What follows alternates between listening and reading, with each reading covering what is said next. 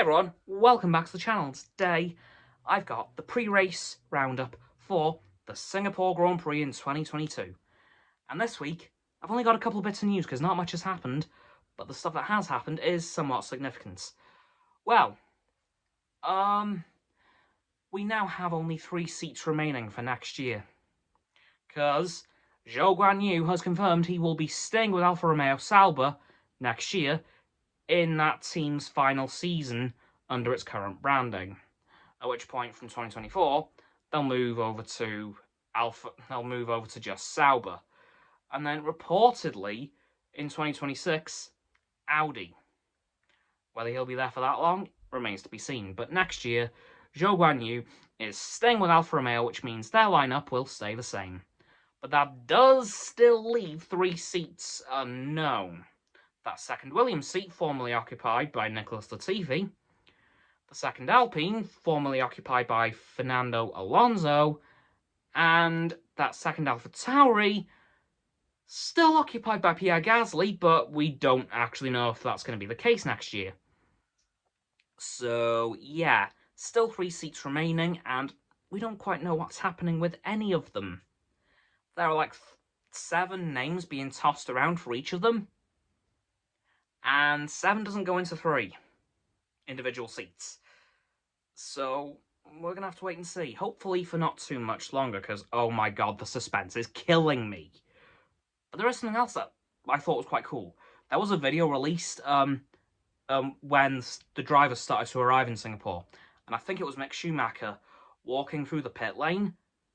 And it looks as if this track hasn't been used at all since the 2019 Singapore Grand Prix, because all the garage signs with all the drivers on was still up.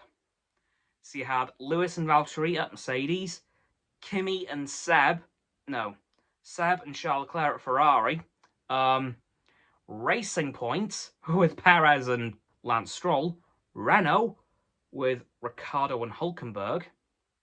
Yeah, it was a bit weird to see. Grosjean and Kevin Magnussen at Haas, obviously. And yeah, it was just really weird to see, because like, so much has changed since then. Of course, half of those drivers aren't with their teams anymore. Some of the teams have changed names, such as Toro Rosso. Yeah, it was still Toro Rosso then.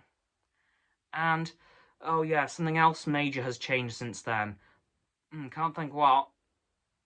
If you guys know, you know, which hopefully you do. If so, where have you been for the last 2 years?